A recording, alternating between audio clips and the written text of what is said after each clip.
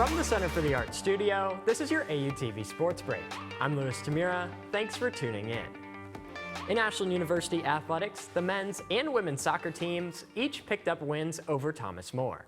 On Wednesday, the women played in the first game of the day, where they got their victory by a final score of 5-0. The women now hold a record of 7-2 overall, while remaining undefeated at 5-0 in conference play. For the men, they got their win by a score of 3-0, and the victory was much needed as their record now sits at 3-4-1 overall, while being 2-3 in the GMAC. Both teams get right back to action this weekend when they each face off against Malone at home on Saturday.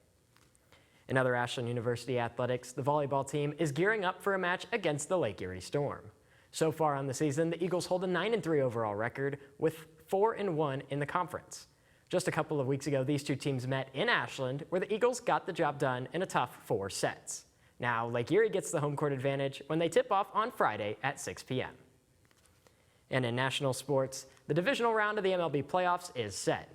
Taking a look at the matchups, in the American League, the 6th-seeded Detroit Tigers will take on the 2nd-seeded Seattle Mariners. Also, the 4th-seeded New York Yankees will head across the border to play the 1st-place Toronto Blue Jays. In the National League, we'll see the 3rd-seeded LA Dodgers take on the 2nd-seeded Philadelphia Phillies. And finally, the 4th-seeded Chicago Cubs will take on the 1st-seeded Milwaukee Brewers.